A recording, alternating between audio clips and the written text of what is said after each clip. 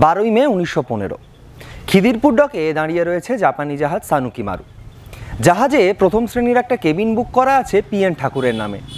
রবীন্দ্রনাথের সেক্রেটারি বিশেষ কাজে জাপানে যাচ্ছেন।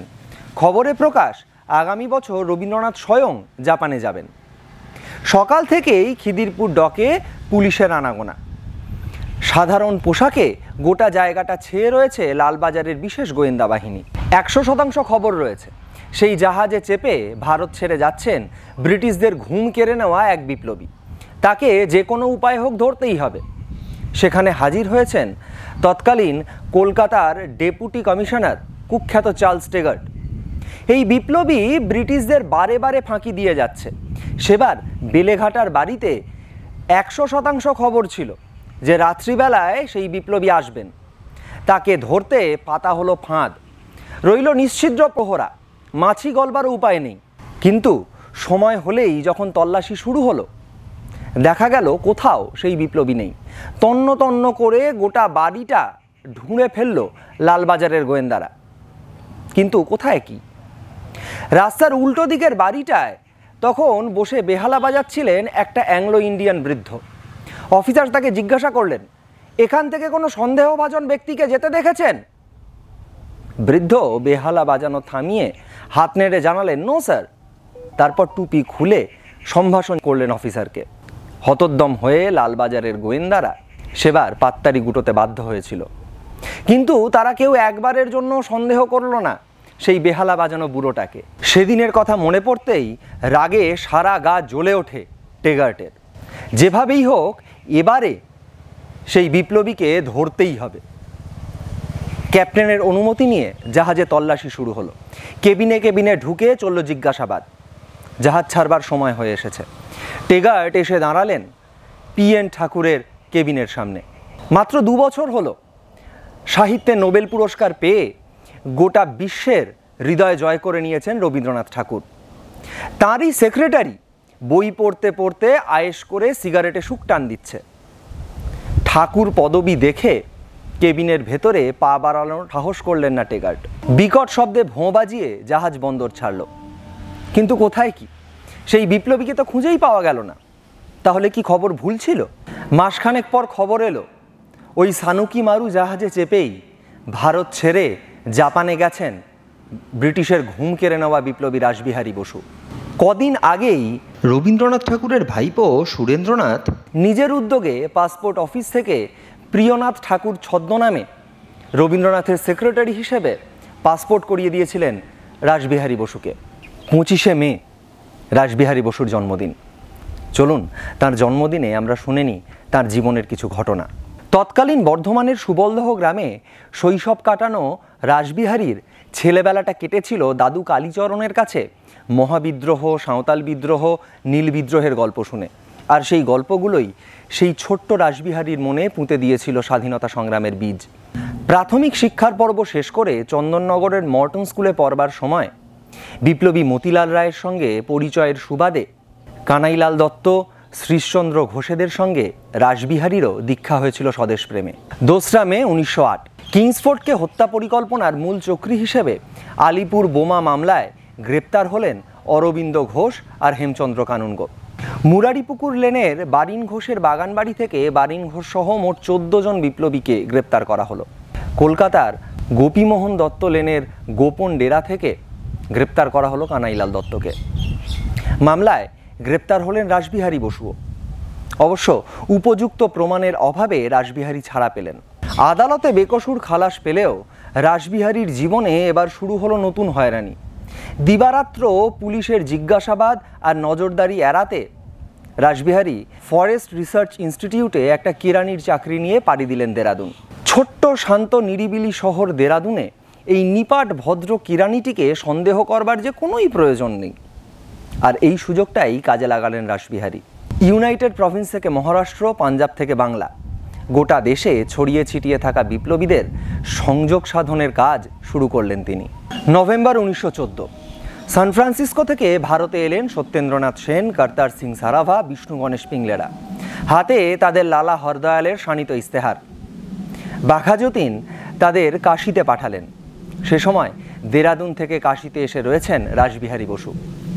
সত্যেন্দ্রনাথ রাসবিহারীকে জানালেন যে বিশ্বযুদ্ধে ব্রিটিশদের পক্ষে লড়াই করা ভারতীয় সেনার একটা অংশকে জার্মান সেনাবাহিনী আটক করেছে, আর তাদের নিয়েই একটা সৈন্যবাহিনী গড়ে তোলবার পরিকল্পনা রয়েছে তাদের সঙ্গেই জার্মানি থেকে একটা বিপ্লবী মিশন রওনা হবে কাবুলের পথে।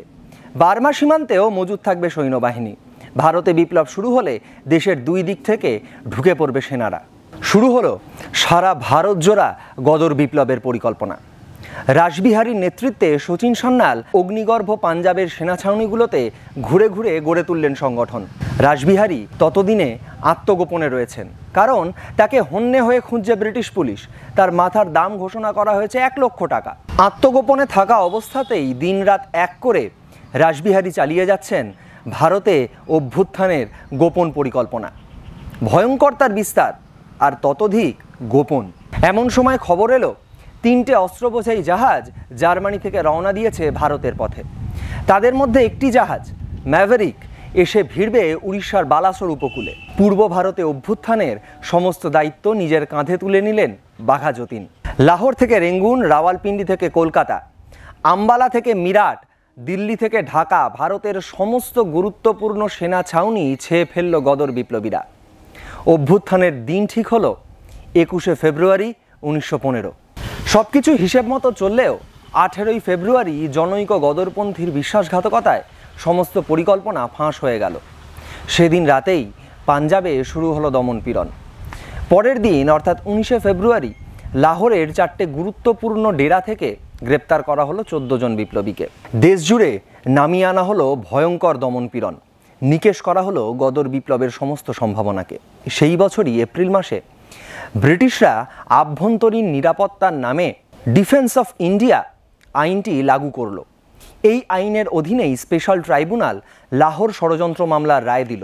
291 জন অভিযুক্ত, 114 জনের যাবজ্জীবন, 42 জনের মৃত্যুদণ্ড। কিন্তু রাসবিহারী এখনও অধরাই। এরই মাঝে 8ই মে দিল্লি জেলে প্রাণ দিলেন বালমুকুন্দ, আওয়াধ বিহারী, আমির চাঁদ। আর 11ই মে আম্বালায় ফাঁসির দড়ি গলায় পড়লেন বসন্ত বিশ্বাস, যিনি হার্ডিঞ্জের ওপর বোমা নিক্ষেপের মামলায় নাবালক থাকা সত্ত্বেও মৃত্যুদণ্ডে দণ্ডিত হয়েছিলেন। 12ই মে বসন্তের ফাঁসির পরের দিনই সানুকি মারু জাহাজে চেপে ভারত ছাড়লেন রাসবিহারী। আবার নতুন করে ভাবতে হবে, দেশে থেকে যা কার্যত আর সম্ভব নয়। গুপ্তচর সূত্রে খবর এলো যে জাপানে রয়েছেন রাসবিহারী বোস। ব্রিটিশরা চাপ তৈরি করলো জাপান সরকারের ওপর, রাসবিহারীকে তাদের হাতে তুলে দিতে হবে। জাপান সরকার রাসবিহারীর ওপর জারি করলো নির্বাসনের হুকুম। রাসবিহারীকে সাহায্য করতে এগিয়ে এলেন জাপানের ব্ল্যাক ড্রাগন সোসাইটির অন্যতম নেতা মিৎসুরু তোয়ামা। টোকিওর নাকামুরায়া বেকারির বেসমেন্টে আত্মগোপন করলেন রাসবিহারী। মিৎসুরু তোয়ামার একটানা চাপে 1923 সালে জাপান সরকার নাগরিকত্ব দিতে বাধ্য হলো নাকামুরায়া বোসকে। না, অবাক হবেন না, এই নাকামুরায়া বোসই হলেন আমাদের রাসবিহারী বসু। আসলে নাকামুরায়া বেকারির মালিক আইজো আর তার স্ত্রী কোক্কো ইতিমধ্যেই তাদের মেয়ে তোশিকো সোমার সঙ্গে বিয়ে দিয়েছেন রাসবিহারীর। আর সেই সূত্রেই জাপান সরকার বাধ্য হয়েছে রাসবিহারীর ওপর থেকে নির্বাসনের হুকুম তুলে নিতে। এবার রাসবিহারী বোস স্থানীয় একটা সংবাদপত্রে যোগ দিলেন সাংবাদিক হিসেবে। এশিয়াবাসীদের মুখপত্র হিসেবে প্রকাশ করলেন মান্থলি নিউ এশিয়া পত্রিকা।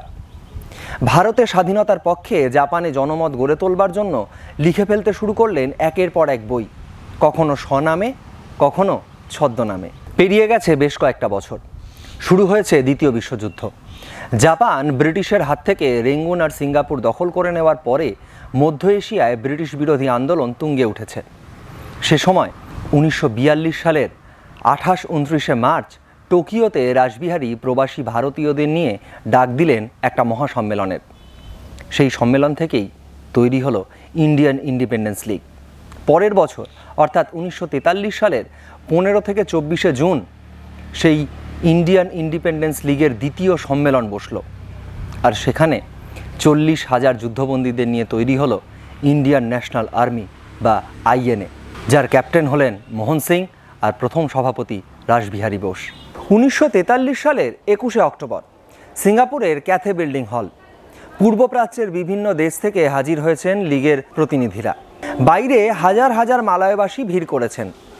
25শে আগস্ট ইন্ডিয়ান ন্যাশনাল আর্মি বা আইএনএর নতুন সর্বাধিনায়ক, লীগের দ্বিতীয় সভাপতি ঘোষণা করলেন আজাদ হিন্দ সরকার।